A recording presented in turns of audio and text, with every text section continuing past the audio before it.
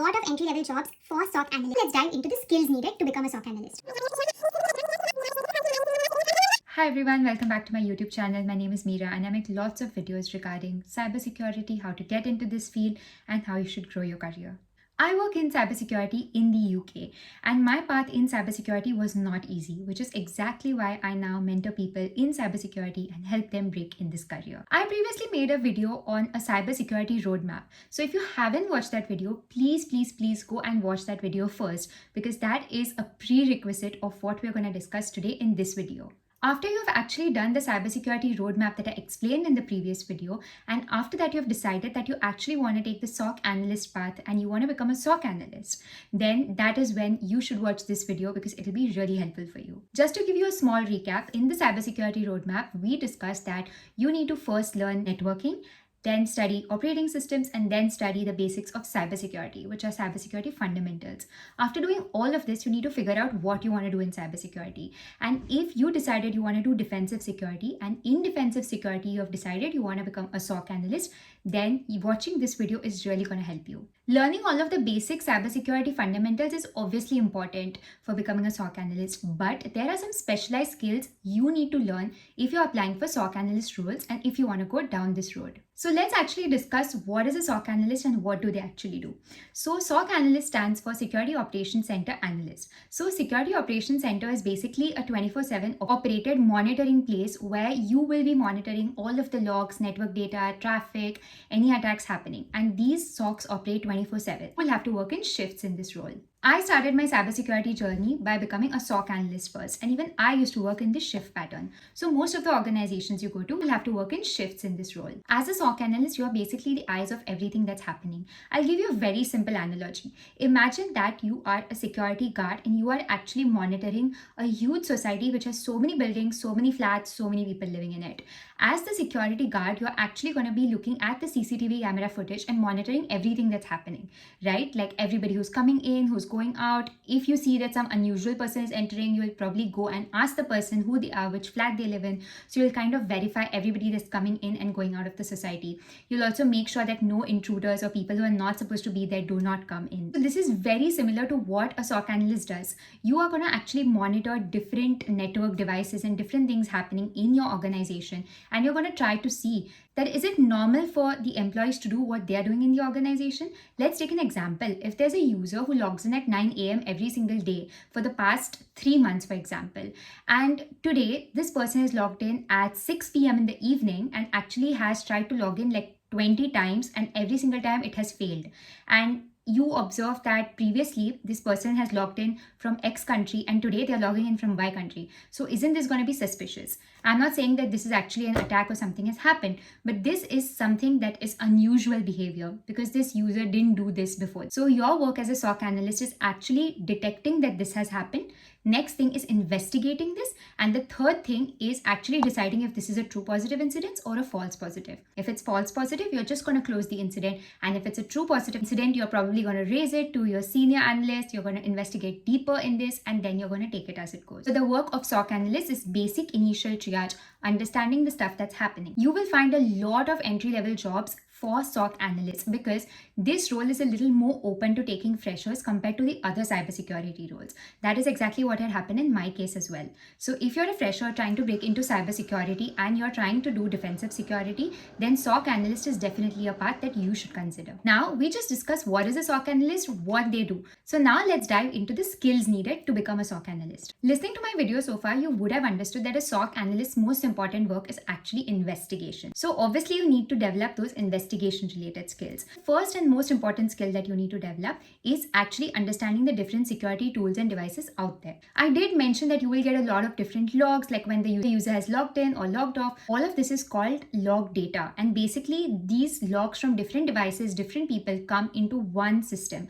which is called an SIEM solution. You would have heard this called as a SIM solution. So this is one of the main tools a SOC analyst actually uses, a SIM solution, because it is all of the logs coming in. And the SOC analyst will be using many different tools such as firewalls, EDRs, XDRs. So you need to understand in the first step that what are these different devices, What are these tools? Why they are used? So this is what you should be studying. Like, what is a SIM solution? What are logs? What is log analysis? How are these different logs actually getting ingested in the SIM solution? How do you investigate on the SIM platform? How does the SIM solution understand what is right and what is wrong? What are the different type of attacks that you can detect on which tools? You need to understand and be able to read logs, which brings us to the second thing that you need to learn, which is log analysis.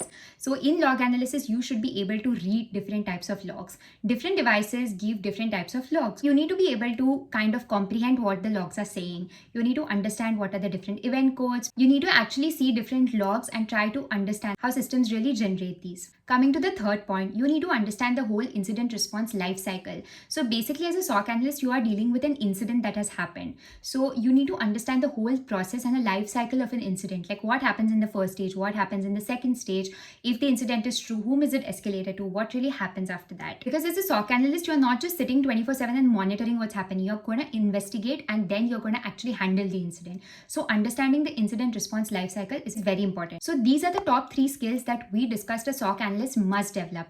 Number 1 is actually understanding the different security tools available to a SOC analyst, which is SIM solutions, EDRs, XDRs, firewalls. The second thing is actually understanding log analysis. All of these devices are going to generate different logs. So we need to be able to read these logs and understand what these logs are actually trying to tell us. The third thing that you need to do is understand the incident response life cycle, which is you're going to detect something first, you're going to investigate it, and then you're going to report or escalate it. So you need to understand the whole management and the process of how incidents work. After all of this, another bonus thing that you need to learn is to be able to understand what is threat intelligence. Threat intelligence basically enriches your data. So in your logs, if you find like a suspicious or malicious IP address, you need to be able to understand, has this IP address actually done any other things before? So just to give you an example, just imagine that a thief comes to your house and the thief loots something and goes away, but you are able to manage to see one part of the thief's face. What you would do is actually go to the police, report this incident, and they'll try to ask you a description of how the thief looked.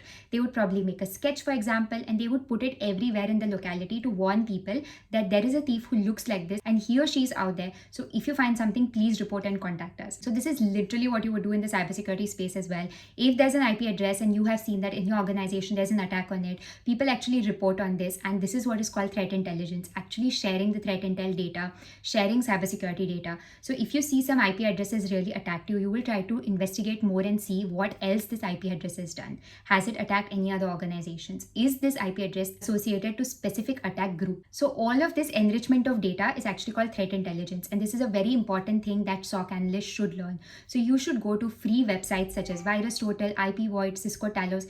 These are threat intel platforms, and going over there and reading and understanding the stuff that these tools actually do, you will understand a lot, and it will really help you in interviews if you are trying to apply for a SOC analyst position. Another bonus tip is to actually try to understand what are PowerShell scripts, what it really looks like, what are Linux commands. These are very important. These things really help SOC analysts. So try to understand at least the basics of PowerShell, what it is used for, how it looks.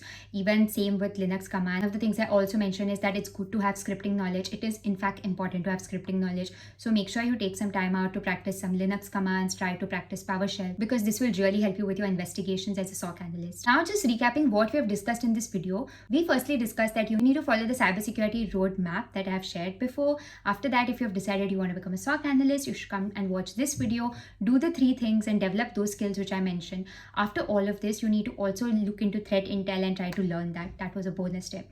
And after all of this, the one thing that is missing out of everything we discussed in this video is actually supplementing all of this with hands-on.